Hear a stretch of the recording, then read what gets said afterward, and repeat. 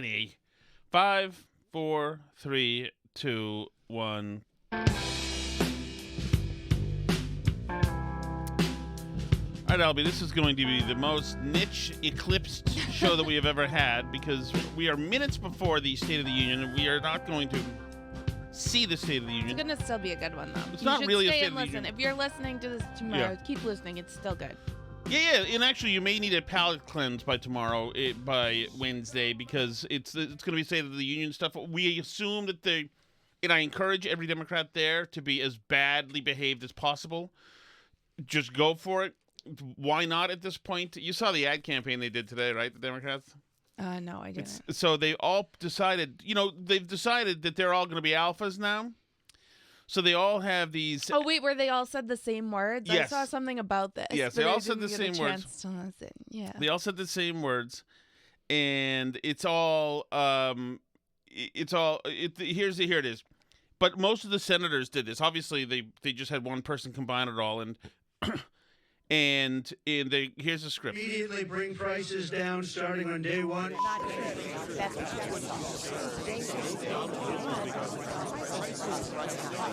They're reading the same script and they're all pretend. The problem is that it's terrible. And it's like that shit ain't happening is what they're saying. It's a little bit of swear. So you have Liz Warren saying that, Mazie Hirono, Tim Kaine, in these like weird betas all doing... It is such a bad look. It is worse than them, when they all had to quote Taylor Swift. Remember that? Mm-hmm. It's like, it's pretending to be, whatever, it's fine. It's not going to work. I understand. Like, this is really, at this point, it's when you have a teenager cutting themselves. I understand you are acting out. You're not feeling comfortable. They're you don't know hurting inside, so they're Yes. trying to make themselves hurt on the outside by publicly embarrassing themselves over and over. Yeah, and it's sad and pathetic, but I hope that they act up today. It is interesting because this is a big time for there's a lot really going on now with Trump with the tariffs, which is like such a ballsy thing to do. I'm not comfortable necessarily with these tariffs, and the fact that we did it into Canada, what is the personal animus that Trump has against the Canadians? And like Pierre Poilievre, who seems like a pretty good guy, honestly. Yeah. But it is funny. I mean, who knows if the tariffs are really going to happen or not? I assume we'll hear about it tonight. To what extent it's a negotiating tactic and to what extent it's not, I don't know. I do know that Trump didn't tank the economy in his last term. I've heard rumors on Twitter, and I don't know if this is true, that Trump's being advised by people now who think that the tariffs, while they'll be a short-term shock to the system, and by short-term I mean like a couple years, a short-term shock to the system of like prices going up and life being harder and people losing jobs for like a year or two, that then it will like be better for the American economy in the long term. I don't think that'll be popular. I'm just throwing I don't think it will there, be, but I also don't know see. if it's really going to happen. So We'll have to see. It's so unbelievable. But here's Pierre Poilievre, who we love. At 12:01 a.m., President Trump stabbed America's best friend in the back. My message to the president is this: Canada will fight back.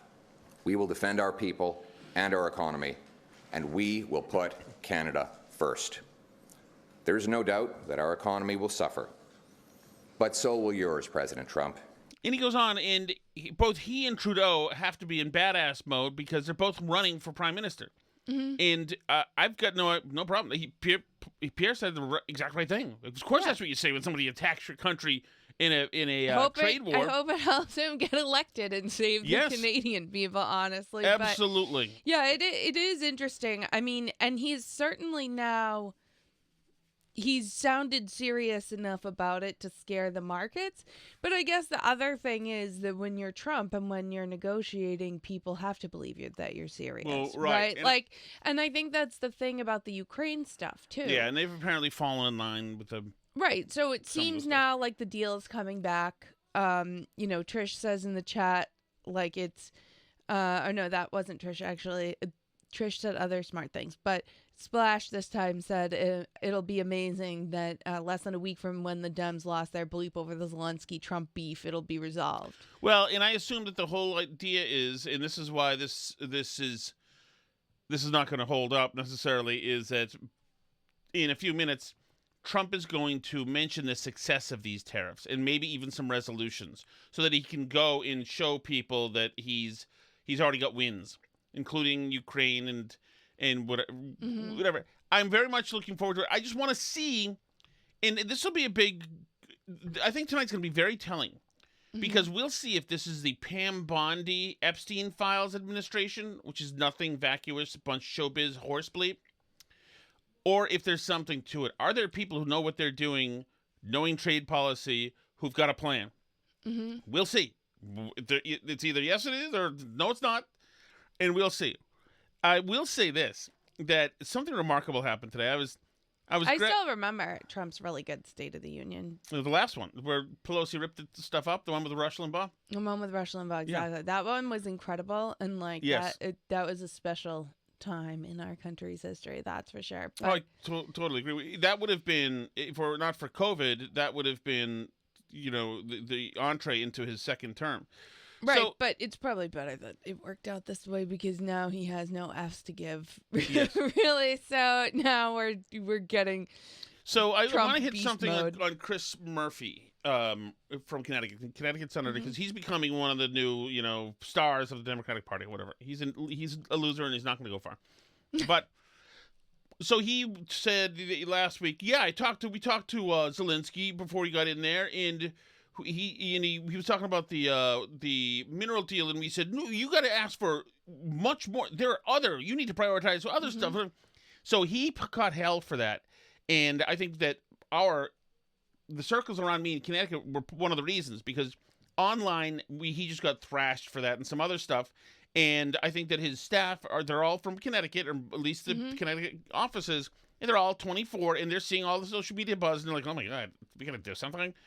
So he went on my station this morning, not on my show, but my station, and he told the story of the mineral deal, and changed his story for the conservative WTIC audience. So did he say he didn't meet with him? No, he said he met with him, but he encouraged him to do the mineral deal. You got to do the mineral deal. Absolutely. He was all about it. And it's very see-through. And then he went on to, do you want me to play it? No, Because he went on to say, and I'll just tell you, because he went on to say then, yeah, there's a bunch of trolls on social media saying that I sabotaged the whole thing, which I believe is I'm part of. So then I jumped into. Look at you.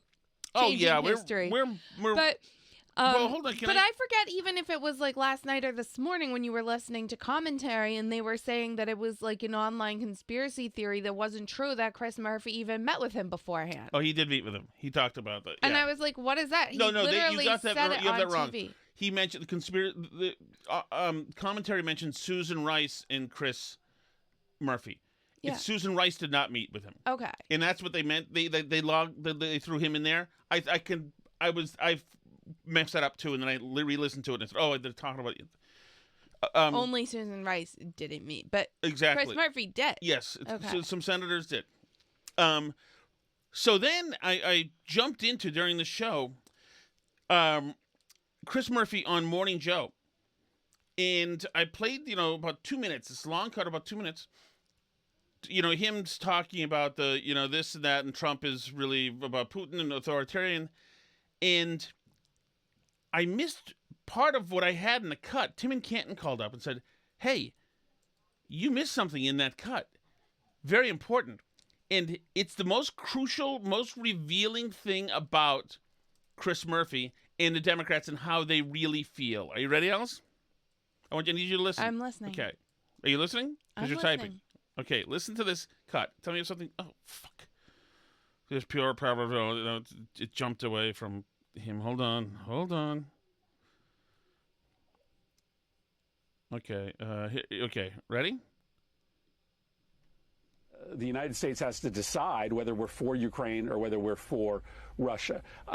This minerals deal is overhyped. I think it would be a good table setter for repairing the relationship. But, it's not going to help Ukraine win the war. Maybe over the course of this week. Pardon me? Yeah. Help them what? Win the war. Oh, I see. So we're not trying to establish peace and stop the killing. We're trying to help Ukraine win the war. Right. Which is exactly... Which means what exactly? Which means that he wants this to continue and escalate until they can drive Putin out or kill Putin or destroy Moscow, whatever it takes. He has to help... He has to win the war. And to me, that is absolutely... That's where their heads are. And some of our friends are the same. It's not going to help Putin win... It's not going to help Zelensky win the war. What? How are you going to win the war? Why do you think we're funding this? We're trying to stop Putin. Stop Putin from what? From existing is what they mean. They're not okay with... And it's revealed completely by... I forgot who you were listening to. You have stuff on all the time, and I hear like snips and snaps of it during the day, but I don't always know what it is because I'm like zooming through, grabbing coffee or whatever. But you were listening, and somebody said, it might still have been commentary actually, and somebody said people keep saying we're in like the pre-World War II period and it being Neville Chamberlain, but like what if we're actually at the beginning of World War I? And I think that that's possibly much more apt because what we have in Ukraine right now is a lot more like World War I, where it's just people dying for no reason. Like nothing's moving at this point. Right. We're just stuck and we just keep killing each other because, like, I mean, and when I say we, I mean, like, people in general. So no wonder why he told Zelensky... Stuck in thankless trenches. No wonder he told Zelensky, screw the mineral deal. Yeah. You got to win the war. You got to ask for more stuff to blow away. He did. Yeah. Freaking amazing. The other thing I'm hearing more and more of is we're not giving them the good weaponry we have. We're giving them some old stuff we had that we're going to replace anyway. It was due to be replaced. Like, F you, dude. It'll boost our economy remaking it. Right. Oh. We're just getting rid of the old stuff. It really explains how Democrats think the economy works. By the way. Well, yeah, but it's also BS. but they think that's how the economy works. That when the government takes money from you that you were going to spend on something and they spend it on buying tanks for Ukraine, that somehow makes the economy bigger. Yeah, we just know that we dumpster dove for those tanks. Those are gone already. Give me a freaking break. Which brings us to the man of the day, Alice. This guy who I don't want to live in a world. I would never suggest anybody beat the holy hell out of anybody, ever. Never. Here's some dude, probably about 35 years old, in Brookline, Massachusetts. Exactly where you'd expect this. Why do we close the institutions? Driving around either in some kind of moped or a bike with a Palestinian flag in the back of the bike. A huge Palestinian flag. Yes. It's destabilizing his ride. And he's slapping stickers on Teslas. Musk is a Nazi stickers or whatever that is. And somebody catches him. To me. What's that? What? To me. What's that? Why did you put that in the car? Well, what do you think that means? I don't care. Why do you think you have the right to do that? It's my free speech. Free speech not on your car? Oh. Yeah? That doesn't matter. It's not up to you to decide anything. To do what? To put a sticker on other people's car. Is it? Yeah, of course. Then take it off. Take it off. You guys. Yeah. You guys can get a better car if you can afford that car. It's not up to you to say anything. I guess we have a difference of opinion. Okay, I don't think that he should be beaten senseless. I do not think that, Alice. I don't think that. Glad to hear it. I do think that it is nuts that you can call anybody a Nazi while you're riding around waving the biggest Palestinian flag available that you could find for sale anywhere right after like the Bibas family funerals. Mm-hmm. Like I think if you're pro murdering all the Jews, then I don't think that you get to call people Nazis. Is that like a little fair? I mean, call me crazy. There was a lot of things about the Nazis to dislike, but that's like one of the big ones. I would think that's correct. I would think that's correct. So many other people made the point that, like, what other cars than Beamers, Mercedes, Volkswagens? A lot of cars are problematic if you want to get into it. Well, especially if you're specifically calling the car owners Nazis. Right. Elon Musk is actually not a Nazi. Yeah, he's the only one of those who's literally not a Nazi. But, or Wear Chanel, who was a Nazi collaborator, or, like, there's a million things you could get into if you're going to start calling people Nazis. There are plenty of companies and brands that literally have ties to Nazis. So if you're going to go that road.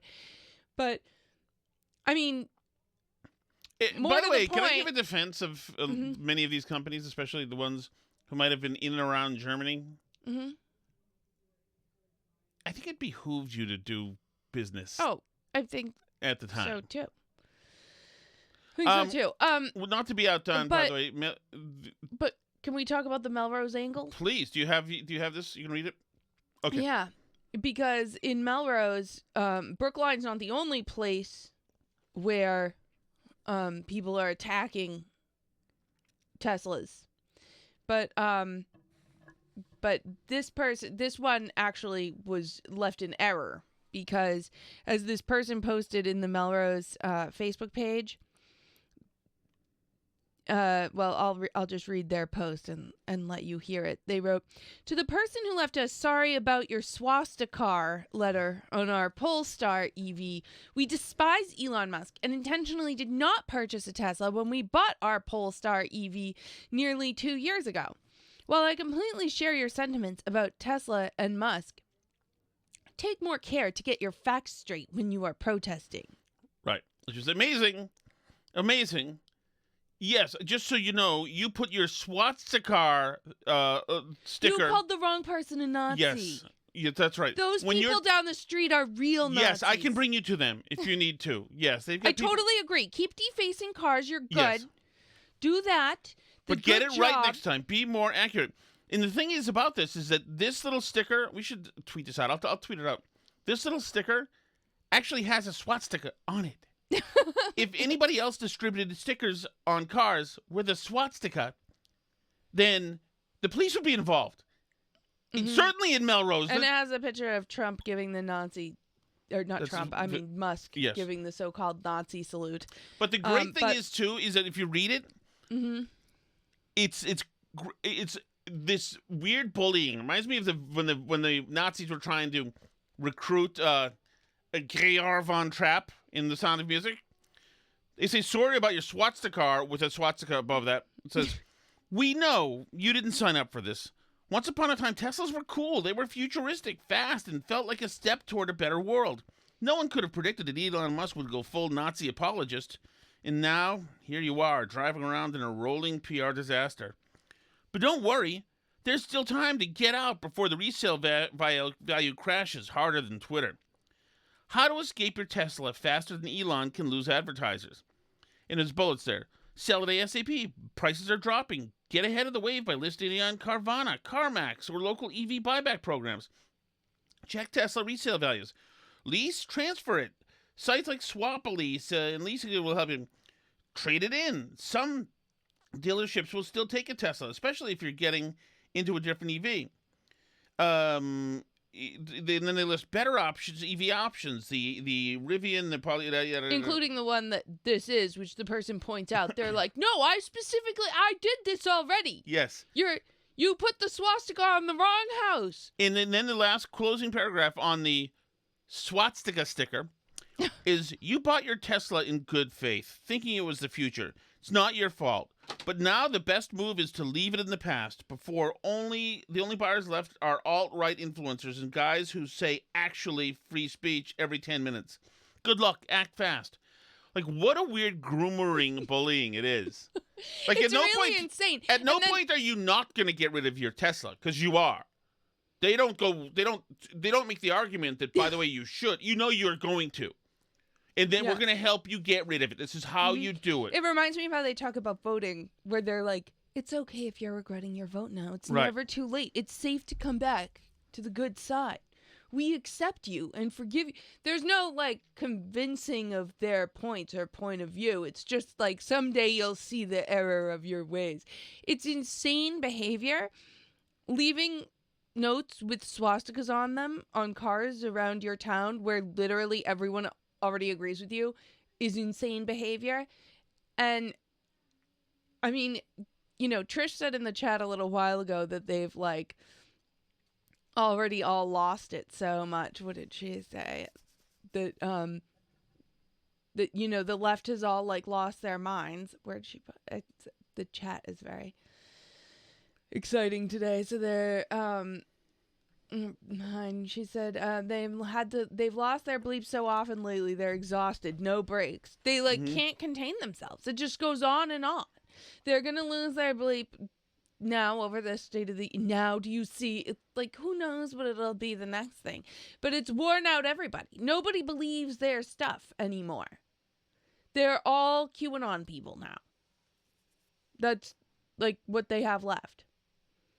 You know, like we've known some people who are like, you know, into the Q drops and stuff, and that's fine. But like everybody on the left is now like officially crazier than them because all the normal people have left this. Margaret Hamilton in Amesbury Talk says, was just reading about school cuts today, and one read went to another. Always good to be inclusive, and I wholeheartedly believe that this is not a problem Amesbury has, but it looks like Mayor Gove does.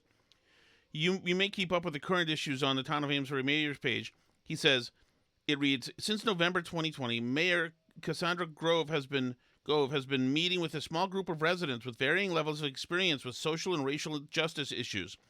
The group is facilitated by pro bono by Louise Delassie of Decava Consulting. The E&I design team is charged with developing and overseeing a process to identify recommended solutions to the key systemic racism issues impacting the residents of Amesbury. This is make work for DEI woke people because Trump is there and they need to find some racism. In Amesbury, Massachusetts, where they're not going to find racism. Well, they'll find it. It's them. But, look. They'll have to seek deep into their own hearts to discover the real racism. There was a time in the 1970s where, and I still remember some people in Vermont.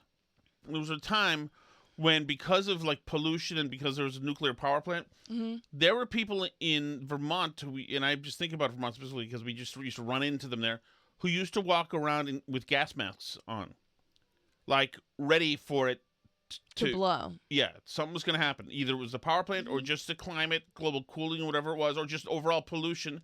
So they would show you about their gas masks. They'd walk around with their gas masks. By the time like 1984 was here, it was over. The gas mask thing just ended. At some point, they had to say, you know, this has really been a pain wearing this for 5 years now. I think now that nobody's looking anymore, I'm going to quietly put it away and move on. But when are the COVID masks going to be like that? Because some people still proudly wear them.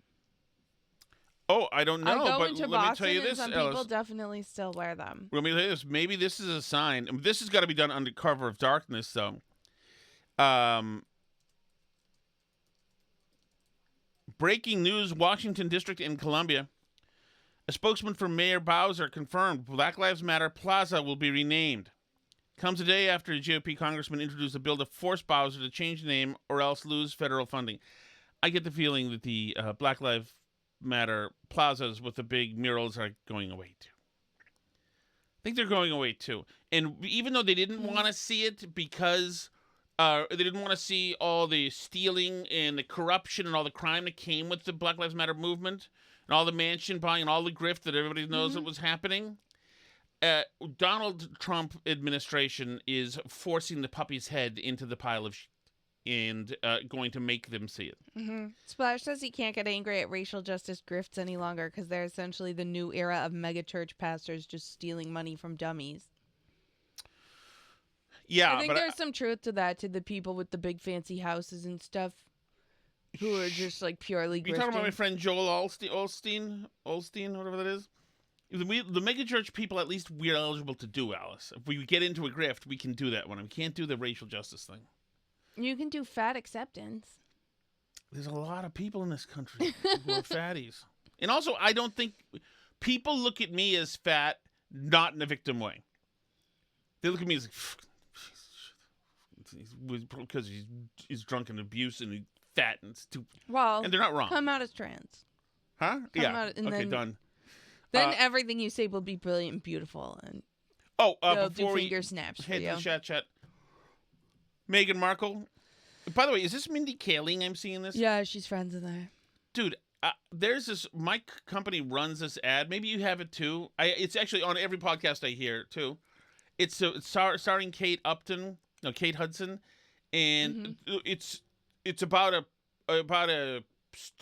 TV show. Kate Hudson, and she's like a basketball coach, and her brothers are jocks, and like, you can't be the coach in the family. You couldn't. I assume she's a hot mess and like stumbles and always late to meetings, but eventually earns the respect of the team, and she's the coach.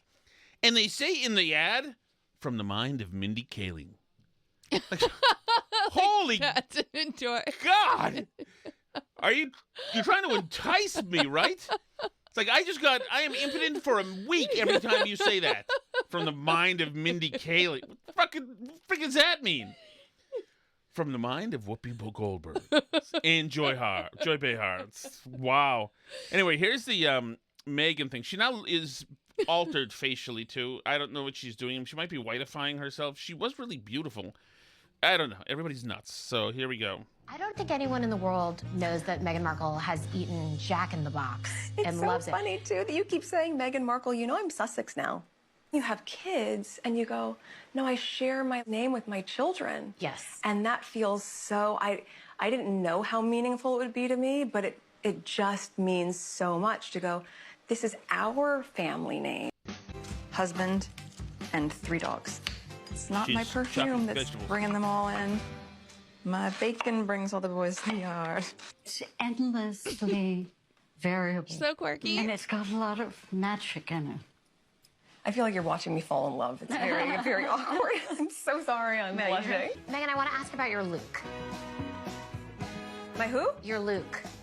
L-E-W-K. Your look, Megan. Oh, my Luke. Man, the mind of Mindy Kaling is just a wonderment. My goodness, this is deep stuff. Did I not say it right? I don't know. I'm like, you're way cooler than I am. I don't know what you're talking. My Luke. My look. She likes my Luke. Your Luke. Oh my gosh. Wouldn't you just love to have boxed wine with him? You know? No. Oh my goodness. Please, Nuke, please. I think, I forget if I talked about it on the podcast or not, but there was recently a huge article about her and this show and how deranged her and Prince William are with their expectations of like how to make podcasts and everything else. Like the one podcast where he was going to interview who he felt were famous psychopaths about what made them psychopaths, because he felt that he had such a tough upbringing that it would make anyone a psychopath, and he can't believe he escaped it. So what's special about him? So his idea was that he was gonna like interview like Vladimir Putin and like Mark Zuckerberg about why they're psychopaths. Here we go. Alice, time for the chat. Which is those are tough interviews to book, I think. I would say so. Tom, I'm assuming you would probably know more than many of us, as I think your radio show focuses on issues in Connecticut. But can you give us a little bit more background on Chris Murphy? Has he always been such a complete and utter douchebag? Let us know. Yeah, Chris Murphy was famously a guy with zero money and just scraping by in Connecticut and in state politics. Then he won his Senate seat. What he did is wrap himself around the Sandy Hook issue. Mm-hmm. And so all of the stuff, gun control was all his. And then then George Floyd happened, and then he wanted to get rid of all these SROs in all the schools, anybody who could protect the kids with guns in schools. And he's a very typical political whore, and just runs off after the shiny light in Connecticut. He's an absolute vacuous fool. But if you're in a state like Connecticut or Massachusetts, you can be such a moron and you keep getting reelected. Yes. It's like there's no, I mean, Ed Markey has been in, he's been either my representative or my senator literally my entire life since I was born. Right. Yeah. It's Not impressive. Although, yeah. Sad. Hi, Steve from Merrimack. Hey, Steve. Tom, Hoosiers would be a perfect family movie for you guys to watch. It's rated PG. All right. I like the older kids, I bet, would really like it. Like Sally would probably really like it. It's, of course, it's, almost 40 years old, but it's... But it also takes place in the 50s, right? So it doesn't really matter. It's timeless. And it might be a little slow moving for kids, but it's beautifully shot, beautifully acted, and it's about more than basketball. So it's got a whole thing going on. 2001: A Space Odyssey is worth seeing at least once. Okay. He's not going to like it. By the way, in my experience with my daughter, 2001: A Space Odyssey is the only movie I've ever shown her that she asked to watch again the next day. Wow. That's how captivated she was by it. I love that movie. I like it. Tom doesn't have captivated as an emotion. Oddly enough, Steve, I actually saw the sequel in the Showcase Cinema in the movie theater in the late 80s. I think it was late 80s. So I saw the sequel, and I was clueless. I'm like, this thing spins, and why are they talking to it? And then finally, The Shining. What are you afraid of with The Shining? Is it... Because I'll tell you, The Shining... Midnight with the stars in you, which to me was the end of the John Batchelor, Paul Alexander show. It's the least scary horror movie ever made. In fact, it's almost a comedy in certain scenes. I would watch that at least once. It goes on forever. He's also not gonna like after that. Kubrick premiered it in 1980, he cut 20 minutes out of it. Wow. That's how long it was. I think it's still 2 hours and 20 minutes. But you should check those out at least once, Matt. At least once. And then watch The Wild Bunch, which is the greatest American film ever made. Thank you. I've seen that. That's with Brando and Lee Marvin's in that, I think. That's when they're, what do they call it? The Sickles? We're in the Sickles. They're a motorcycle gang. I have seen that. Yeah. Let's see. Right, etc. Right, etc. Right, etc. Right, etc. It's our show. Right, etc. That's very good, Steve. He can do the show now. That's good. I'm off the hook. Very good. Hey guys, Tom. Hey Phil. I cannot believe that you have not seen the movie Hoosiers. Now I got to tell you, that was one you have to see, and it's a great movie for, I think Alice will love it. I think your kids will love it. Here we go. See it together as a family. It's a wonderful movie. Okay. It has a lot of themes to it that it's kind of cool. It's got addiction and recovery in it, believe it or not. I know there's a drunk dad in it, so the kids at least can associate. They'll be able to relate. Yeah, they'll be able to relate. The kind of a love-hate between Gene Hackman and a female teacher at the high school. Okay. There's redemption. There's loyalty. There's teamwork. It's really, really an excellent movie. And it's not just there's no X's and O's about basketball. It really has something to do with basketball, but that's not really the main part of it. But it's really a good part of the movie. Other than that, the only other two sports movies that I really enjoyed, the second one would be Slapshot. Oh, yes. But that will not although my son may like it because he couldn't believe when we went to see the Wolfpack in Hartford. He was astounded they actually let them fight. And Slapshot contains a lot of fighting. Have you seen Slapshot? Mm-hmm. Paul Newman and other people. When I was a kid, that was a crucial thing to watch. It was very violent. And I have seen it, and it's very 1970s, of course, but it is certainly, it may be just a fighting alone might be enough. And I think you did mention you've seen that. I think you found that to be very funny, which I did as well. And then one, you kind of talked about you being a baseball kid growing up. Yes. I don't know if you've ever seen Field of Dreams. And I tell you what, I love the movie, but I could totally understand if somebody thought it was hokey and a bunch of nonsense, because Costner gets a little bit corny in these movies, in the walking out of the cornfield. I really only saw that in the last 15 years. I knew the premise, but I also knew I had Bull Durham and I had The Natural, so I was kind of satiated. Or is it sated, Alice? I think either probably works. Thank you. Because of you got to buy into it early about the supernatural part of it. And Burt Lancaster's in it, Alice. James Earl Jones is in it. I do not love, what's his name? Ray from Goodfellas. Ray, whatever his name is. The only thing is, they film Liotta? some. Is that the name? Ray what? Liotta? Yeah, Ray Liotta. They do film some at Fenway Park, and it's a particular era when Fenway sucked. And I used to go there in that era. I'll just leave it at that. But if you've ever had an experience, and I bet you have as a kid, playing catch with your dad, the movie, I think, hits home. And again, you have to buy into it. And I find it a very rewarding movie. But if you can't buy into that, then you're wasting your time. Don't even bother. Anyway, just my opinion. Go watch Hoosiers. See ya. Yeah, I think Amy Madigan's in that, and I think she's ultra cute, by the way. What are your 5 favorite Amy Madigan movies? Well, let's make it 3 in a row. Here we go, Justin. There we go, Justin. Yeah. Hi, Mike in Cincinnati. Go Reds, by the way. There we go. But anyway, Alice, 1975, your Cincinnati Reds played in the World Series and defeated what team? 1975. I'll give you a hint. Johnny Bench. Was Pete Rose in there? I think he was. Yeah, he was. No. Nothing. I'll give you a hint. They played a team with a gentleman named Fred Lynn on it.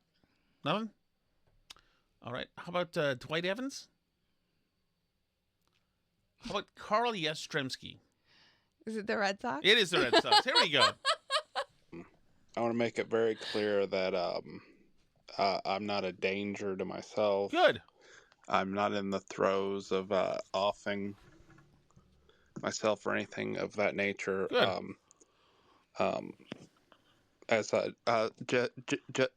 Juicy Smollett would say, I'm not suicidal. I'm not suicidal. Let's look at these Epstein flight logs. Let me look. Hey, by the way, Justin, Jesse Smollett, late night, goes to Subway sandwich, late night, gets a freaking tuna sub. You I like bitch. tuna subs. Oh, late night? Get the frig out of here. Oh, I like a tuna sub. Oh, look who's on this list. Uh-oh. Epstein flight logs. Yeah, we're never going to know who's on that list. If she coughs this whole thing up, Pam Bondi, then fire her. And throw in Harmeet Dillon. Well, the spectacle of it was really bad, but like, it'll be worse if they keep it going and they don't have anything. Yes. You know what I mean? Yeah. Like, either just say there's no real there, we have no way of knowing anything, the government doesn't know anything about this, maybe he was doing bad stuff and we just don't know. Like, if they don't have anything, then they don't have anything. But like, to keep it alive for clicks and stuff, it feels like lame and grifty. Yeah, it does. And like, either have something or don't have something. That's the thing about this administration. It can blow itself up any day. That's how Trump wants to live. That's how that's how he operates. But he's also not afraid to fire people that aren't doing a good job. Oh, yeah. Which people acted like was some bad thing. Like, he had high staff turnover in the last administration. Right. Like, that's a feature, not a bug. Although I do think get rid of people. He's more emotionally attached to some of these people. Why would anybody watch the Oscars? I haven't watched them in decades because it's just become this virtue signaling event.